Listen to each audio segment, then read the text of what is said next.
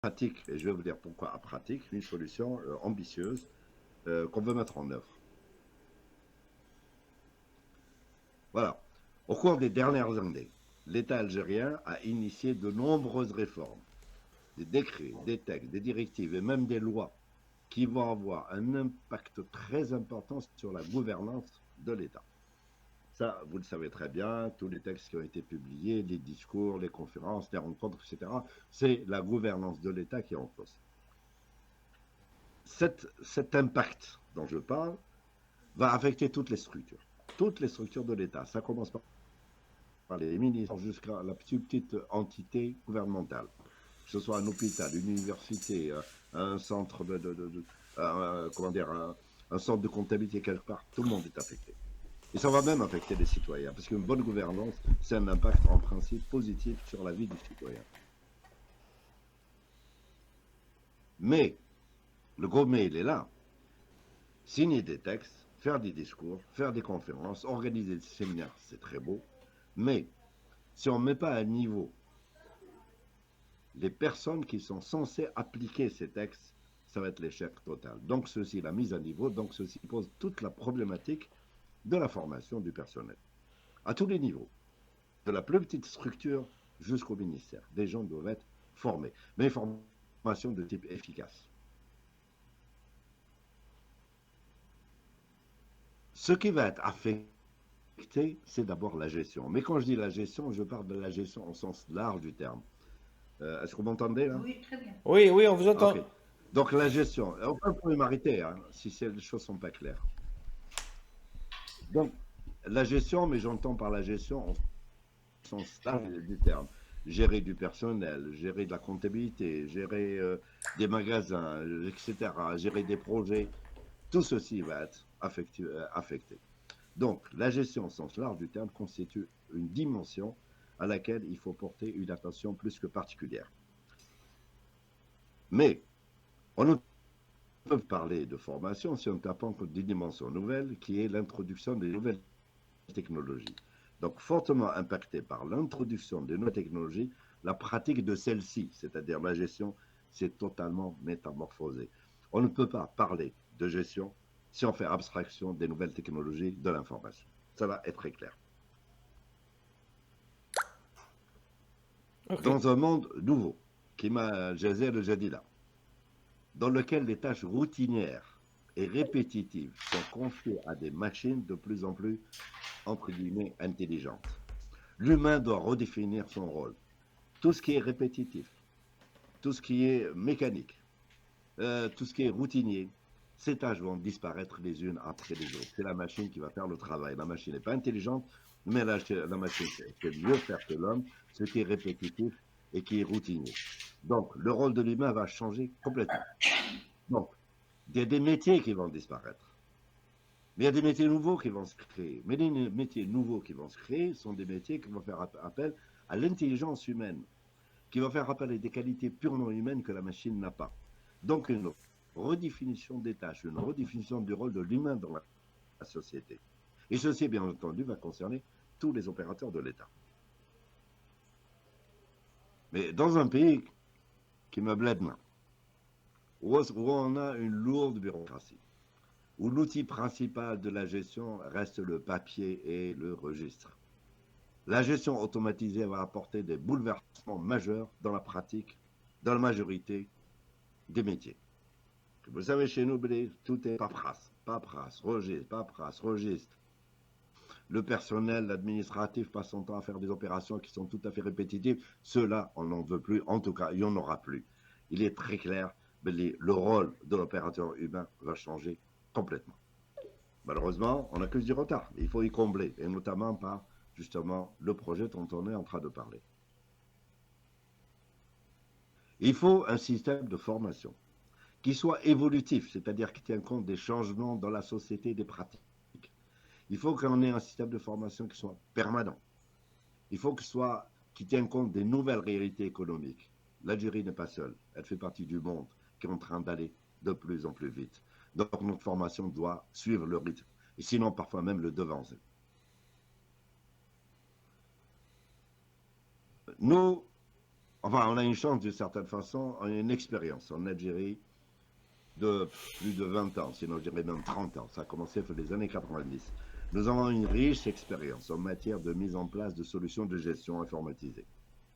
Nous avons été impliqués dans des projets de formation. Personnellement, j'étais impliqué ici au Québec dans des projets de formation. J'étais membre d'une sorte de comité provincial pour la définition de la formation dans le domaine de l'informatique. Ce qui veut dire la problématique de la formation, on la connaît. Sur le terrain, parce qu'en Algérie, nous sommes allés de Tamourest, la Naba, le Bjeya, le Santera, etc. Nous avons constaté toujours la même chose. Les difficultés rencontrées, c'était toujours la même chose, c'était toujours la formation. Et avant la formation, c'est-à-dire l'implication. Les gens ne s'impliquent pas parce qu'ils ne sont pas formés et ils ne sont pas informés. Alors, nous avons proposé une solution. Cette solution porte le nom de A pratique. Alors, A pratique, ça vient de la contraction des mots apprendre et pratiquer. C'est-à-dire théorie et pratique, basé sur le concept que j'appelle le concept de livriciel. Je m'interdis, livriciel.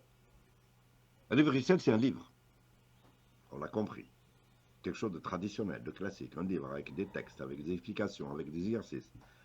Mais il est accompagné d'un logiciel. C'est faire la contraction des mots livre et logiciel, ça fait un livriciel. Deuxièmement, c'est un projet qui combine à la fois la théorie et la pratique. On ne peut pas se contenter d'une formation tout à fait théorique s'il n'y a pas suivi d'une pratique. Et une pratique qui s'inspire du terrain, c'est-à-dire de la réalité algérienne. Le livriciel, c'est aussi le conventionnel, le livre, et le moderne, le logiciel. Mais c'est aussi le logiciel, mais vous allez voir aussi, c'est aussi de l'Internet. C'est pour ça que j'arrive au quatrième point. Le livriciel, c'est du local, c'est-à-dire les personnes travaillent localement, dans leur environnement local, que ce soit l'environnement privé ou l'environnement professionnel, et en même temps, accès à Internet pour accéder à des ressources complémentaires. Donc, c'est toute cette combinaison, livre plus logiciel, théorie et pratique, conventionnelle et moderne, local et distant. C'est ça le projet livriciel qui s'intègre dans le projet qui s'appelle A Pratique. Et qui est concerné? D'abord les apprenants, c'est-à-dire la personne cible, c'est elle qui est censée apprendre. Il n'y a pas que l'apprenant. L'apprenant, c'est l'employé dans une administration ou dans une structure quelconque, etc., qui est en train d'apprendre le métier nouveau qu'il doit exercer au quotidien. Mais cet apprenant est supervisé, il est contrôlé par son chef de service, maintenant. Le chef de service aussi est concerné par la pratique, pour s'assurer que l'apprenant suit et assimile les formations qui sont dispensées. L'autre acteur, le tuteur.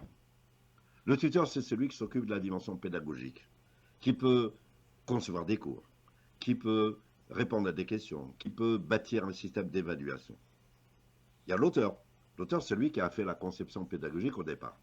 Et finalement, l'administrateur, c'est un peu l'éditeur, c'est celui qui a mis en forme tout cet ensemble pour le mettre à la disposition des autres acteurs.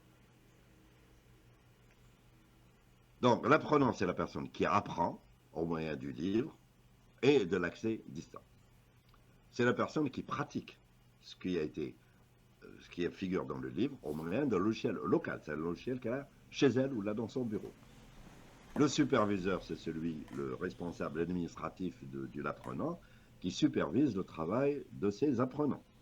C'est par exemple le directeur des ressources humaines qui va suivre le travail de ses collaborateurs et collaboratrices.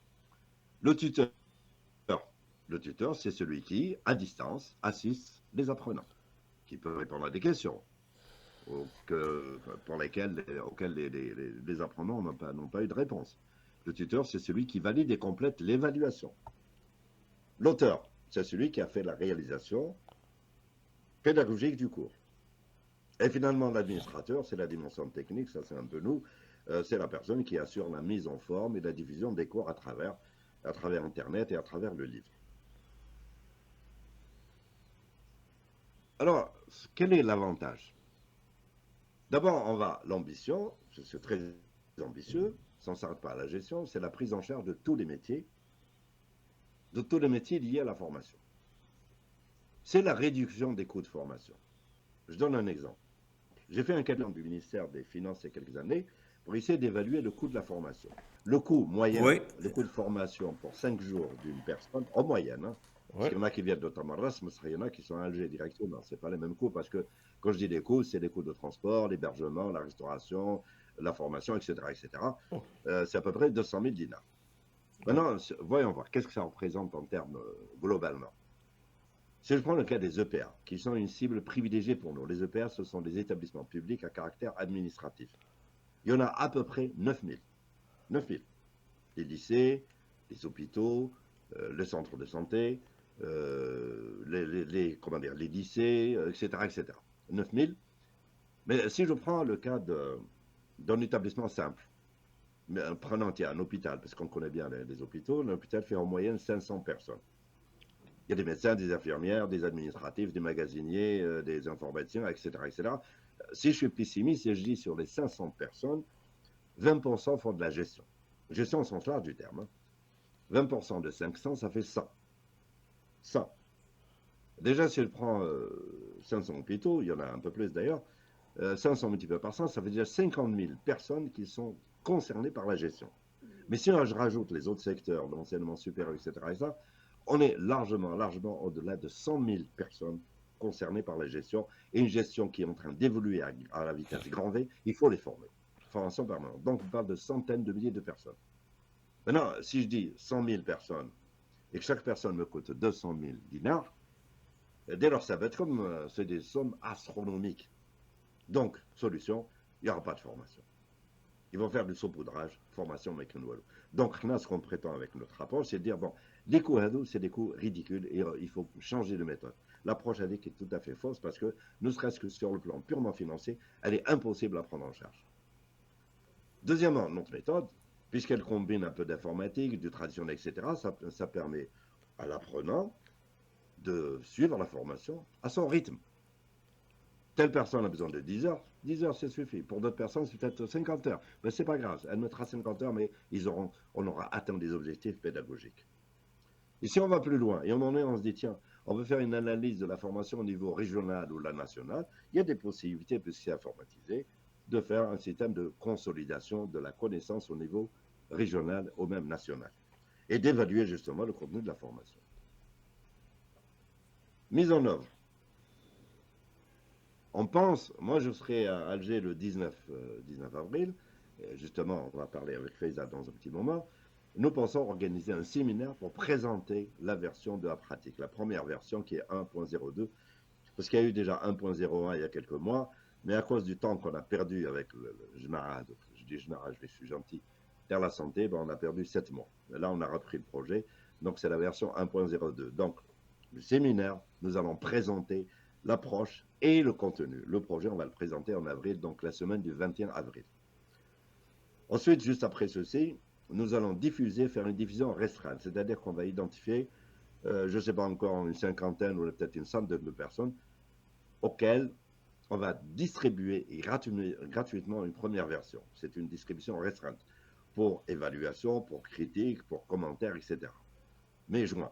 Parce que d'ici là, le temps d'imprimer les documents, etc., ça va nous amener à mai-juin quelque part. Bon, et ensuite, comment le projet va être diffusé? Il sera diffusé à travers à travers des diffuseurs, c'est-à-dire les centres de formation. Ce n'est pas nous, concepteurs de projets, qui allons diffuser, ce seront des diffuseurs, c'est-à-dire des centres de formation, que ce soit publics ou privés, qui, eux, vont faire la diffusion. C'est-à-dire notre partenaire direct, ce sera des centres de formation. Ça peut s'appeler l'ISGP, ça peut s'appeler même n'importe quel centre de formation, à qui nous allons fournir le contenu. Mais nous allons fournir le contenu, et bien entendu, nous allons former des formateurs. Et j'en ai parlé déjà longuement ces derniers temps avec Fetiha. D'accord? Déjà, pour 2024, je vais montrer un peu à quoi ressemble le système. Il y a un premier cours qui est le socle, c'est la base, qui s'appelle Initiation à la comptabilité informatisée. Ça concerne tout le monde. Tout le monde, que ce soit le directeur d'un établissement, ou là que ce soit un magasinier ou là un informaticien, tout le monde doit avoir des notions basiques, de base sur la comptabilité. C'est important. Deuxième cours, ce sera la comptabilité budgétaire. Pourquoi je l'ai mis en deuxième juste après? Parce que la gestion budgétaire, qui est utilisée par les établissements publics, a subi des changements radicaux. On ne parle plus de la comptabilité budgétaire, avec les recettes-dépenses. On parle de comptabilité budgétaire basée sur les résultats, sur les programmes. qui a été mise en pratique en France, ça fait plus de 20 ans, mise en pratique au Maroc, mise en pratique au Sénégal. En Algérie, les textes sont là. On devait la mettre en pratique en 2023, mais donc Walou. Pourquoi? Parce qu'il y a un problème fondamental, à mon sens, à moi, la couleur de formation. C'est pour ça que tout de suite après, ce sera prêt pour l'automne, pratique de la comptabilité budgétaire. Bien entendu, à un moment donné, le problème va se poser. Il s'est posé notamment sur la santé, la comptabilité analytique. Combien coûte une prestation? Je ne sais même pas. On peut aller très loin.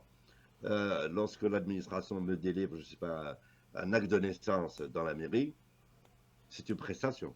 Est-ce qu'elle a un coût? Ben oui, elle a un coût. Combien? On ne sait pas. Eh bien, on va le savoir. Il y a un autre problème, surtout au secteur public. On ne gère pas le patrimoine immobilisé. Vous l'université, n'est-ce pas, le patrimoine tercom. C'est-à-dire les bâtiments, les chaises, les tables, les ordinateurs, ça coûte combien? Voilà, mais la belle en boileau. Alors, on va introduire justement comment gérer le patrimoine immobilisé. La gestion de stock, bien sûr, le cas des hôpitaux. Le stock, il y a le médicament, mais il n'y a pas que le médicament. C'est un coût astronomique, il y a beaucoup de gaspillage. Donc il va falloir introduire les règles de gestion, comment gérer les stocks dans une organisation, quelle que soit l'organisation. Et en particulier, c'est le cas des hôpitaux, si on gère mal les stocks, il y a de l'argent qui est dépensé, on peut avoir un surstock quelque part, et on peut avoir moins de stock ailleurs. Le moins de stock ailleurs peut se traduire par des problèmes pour le malade, monsieur. Mais il y a des personnes qui sont concernées, c'est les chefs d'établissement, les chefs de service. Un chef de service, mais toucher un tableau de bord, c'est pas normal. Mais un bilan, c'est pas normal. C'est pour ça qu'on introduit toujours en 2024 tableau de bord et état financier. Bon, ça c'est un peu le projet. À quoi ça ressemble? Bon, ça, pour le moment, c'est temporaire. Ça, c'est l'interface du système. Allez, apprendre et pratiquer, c'est quoi? Ça s'adresse donc, encore une fois, aux apprenants, aux tuteurs, aux administrateurs, etc. Qu'est-ce qu'on fait? Bah, si vous avez un droit d'accès, vous pouvez d'abord vous enregistrer. Allez voir ça, c'est normal. Le système doit savoir qui s'adresse, jusqu'au de l'apprenant, parce qu'il y a un suivi. Vous pouvez vous inscrire à des cours. Des cours vont apparaître ici, Bchouya. Ok. Vous pouvez apprendre. Mais il y a une chose importante. Là, c'est la partie Internet, c'est-à-dire l'usager, à travers Internet, il va suivre un cours. C'est la partie apprendre. Mais il y a l'autre partie, la partie pratique, pratiquer. Je m'entends pratiquer, ça veut dire, au-delà de cette dimension Internet, l'apprenant a un livre physiquement, comme un livre classique. Ah, vous voyez ici, c'est la conjonction du livre et de l'informatique. Le livre, qu'est-ce que c'est? C'est un document qu'on peut amener chez soi, qu'on met sur sa table de chevet et dans lequel on apprend. Voilà, leçon numéro 1. Tiens, qu'est-ce que la comptabilité, peut-être là, etc. Ah, mais je veux pratiquer. Rendez un logiciel local. C'est-à-dire, on n'a pas besoin d'Internet. Donc, vous allez pratiquer. Tu veux dire à la notion qui a été introduite par la théorie, je veux la pratiquer. On sur l'ordinateur local, je n'ai même pas besoin d'Internet. Et sur l'ordinateur local, vous allez pratiquer 1 fois, 2 fois, 10 fois, 50 fois, etc. Tiens, cette notion, je ne l'ai pas comprise. Arja l'Internet, à un moment donné, et vous allez avoir soit des questions, soit accès au tuteur auquel vous allez poser des questions qui vont répondre. C'est-à-dire, on essaie de combiner à la fois le théorique et la pratique. Si je prends ici, un cours. Bon, là, c'est temporaire pour le moment. On va présenter la version globale à partir du mois d'avril. Si je veux apprendre, tiens, comptabilité générale, voilà. Par exemple, là, il est prêt déjà, ce cours-là. C'est le premier cours. On commence par ceci. Où je fais? Il y a déjà 23 leçons qui sont toutes prêtes. Les notions de base. Quand on parle de comptabilité, on parle de quoi? Il y a un jargon qui est un monde tout à fait différent. On va parler de débit, de crédit, de balance, de bilan, etc. On va l'apprendre avec des exemples pratiques. Bon, là, il faut bien sûr m'en donner un truc un peu technique. Il faut localement installer le logiciel chez soi. On explique comment ça marche. On fait une première exploration. On va regarder un petit peu comment ça se passe. On circule à travers le système. On va faire des exercices, on va répondre à des questions. Bon, quand on parle de comptabilité, on parle de nomenclature. Évidemment, là, je prends la nomenclature algérienne, nomenclature des comptes, celle qui est utilisée à travers toutes les entreprises, que ce soit privées et maintenant publiques, parce que le public a adhéré également au nouveau système de comptabilité. Ce qu'on explique ici. On va faire des cas. Dit, tiens, Supposons que Lyon, je décide de créer une organisation, je crée une société. Voilà, comment ça se passe? Bah, on explique comment les choses fonctionnent et quels sont l'impact sur la comptabilité. Il y a un phénomène dont on parle beaucoup, chez la TVA. Bah, on va expliquer je la TVA. Qu'est-ce que ça veut dire TVA? Qui c'est qui la collecte? Qui c'est qui la paye? Quel est le rôle de l'État? Les IMO, je m'entends les immobilisations. On va expliquer. Ou chez immobilisation. Les salaires. Chez les salaires, il y a le salaire, il y a une prime, il y a une indemnité, il y a quelque chose qui s'appelle l'IRG, il y a le rôle comment dire, la sécurité sociale. Qu'est-ce que ça veut dire? On va l'expliquer ici. Les stocks, oui, bien sûr, les stocks, c'est un élément important dans certaines entreprises, surtout commerciales. On va expliquer ce que ça veut dire. Bon, allez, journaux auxiliaires, on va expliquer que quand on a une petite comptabilité qui m'interne Mzabi du coup à Haja, mais quand on a une comptabilité d'une grande société qui m'a son matraque, c'est pas la même chose. On va introduire cette notion nouvelle, journaux auxiliaires. Une entreprise qui a des relations avec des clients. Qu'est-ce que c'est la relation avec le client? Je fais une société, j'ai des clients à qui je vends des prestations. Comment les choses fonctionnent? C'est quoi le client? C'est quoi la vente? C'est quoi le crédit? Etc., etc. On l'introduit ici. Même chose, de la même façon que l'organisation a des relations avec des clients, elle a aussi des relations avec des fournisseurs. Ou si elle a l'accord avec les fournisseurs, comment ça se gère? Comment faire le suivi de la dette par rapport au suivi de la créance? Mouchman a dit la centralisation des opérations. Il y a un certain nombre d'opérations que l'on fait en fin d'exercice. Comment ça fonctionne? On explique que ça fonctionne. Ça concerne surtout les comptables. La comptabilité doit produire notamment ce qu'on appelle des états financiers. Je m'entends état financier. Aussi, le bilan. Qu'est-ce que ça veut dire le bilan? Comment analyser un bilan? Comment comprendre des chiffres? Les chiffres veulent dire quelque chose. Qu'est-ce qu'ils veulent dire? S'il y a une anomalie, comment la comprendre? Etc. Bon, ça finit à peu près la première leçon. C'est-à-dire la première leçon ici, c'était pour donner une idée globale sur le rôle de la comptabilité, que ce soit la comptabilité au sens strict, soit les relations clients avec les fournisseurs, les IMO, les salaires, etc. Ça, c'est le but de la première leçon. Elle est là. Celle-là, elle est prête. Et celle-là, elle sera présentée et diffusée à partir donc du mois d'avril. Bon, je ne rentre pas dans tout le détail parce que c'est des détails qu'on va présenter. Bon, je ne sais pas si je retourne ici. Je vais voir une leçon. C'est quoi cette leçon? Elle est là. Voilà. Etc. etc. Et on peut suivre le cours. Ce qu'on veut faire, le concept, c'est quoi? C'est que la formation est un élément majeur dans une société, comme je l'ai dit tout à l'heure, qui est en train d'évoluer de façon très rapide. Des nouvelles technologies vont chambarder absolument tous les métiers, quels qu'ils soient. Celui qui n'est pas formé, il disparaît. C'est fini, il retourne à l'âge de pierre. Ça, c'est clair. Et moi qui suis ici au Canada, je vois comment les choses fonctionnent et comment ça va très vite. Il y a un mois, William, je t'assure, c'est plus la même chose. Ça n'a rien Ouais, à voir. ouais, Tu vois, je sais pas, hier, j'ai acheté des billets pour un spectacle. Cool, c'est informatique. Cool, ouais. c'est incroyable. Je vais chez la clinique l'autre jour, chez mon dentiste. Le dentiste, la compagnie d'assurance, le gouvernement, tout est informatisé. Autrement dit, les métiers, CERNA, on ne fait pas l'effort de se mettre à niveau. Se mettre à niveau, c'est pas seulement de dire je fais de la numérisation, de dire des Oui, logiciels. oui. Non, le logiciel, c'est rien, c'est pas ça le problème. C'est que l'humain, il faut que l'humain joue le jeu. Il faut que l'humain comprenne, il faut que l'humain se redimensionne pour trouver où est ma place. Où il est placé parce que l'ordinateur, il a bouffé ce que je fais. Donc, ça veut dire que ce que je faisais, c'était quelque chose de bête. Parce que la machine le fait, c'est que c'est bête. Donc, il faut moi que je me repositionne. La formation, elle est fondamentale. Voilà ce qu'on veut faire.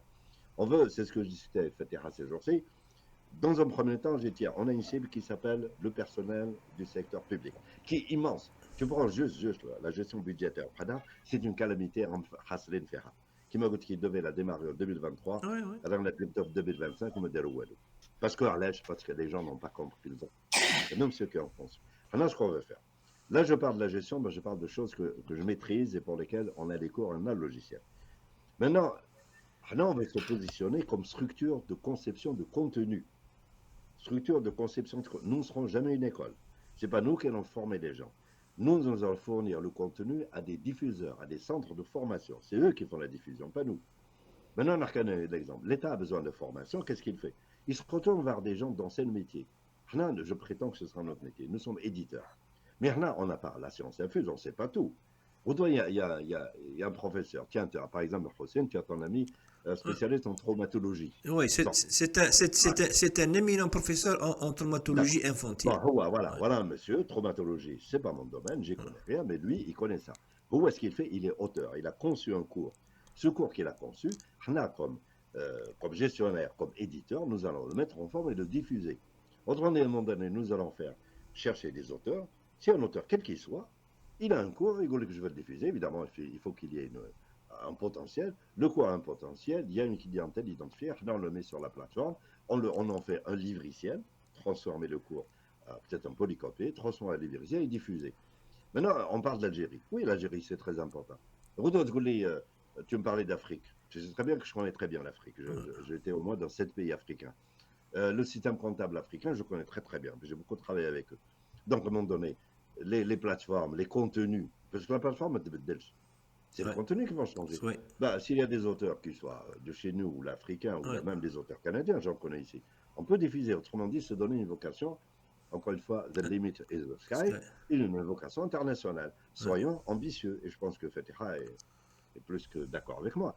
Même Faiza qui était en Italie il y a quelques jours, à un moment donné, pourquoi pas des partenaires italiens? Et pourquoi pas? On n'est plus en Algérie, on est dans le monde. En tout cas, c'est ma vision des choses, mais je préfère laisser parler peut-être Faiza ou la Fatiha. Qu'est-ce qu'elle pense de ça?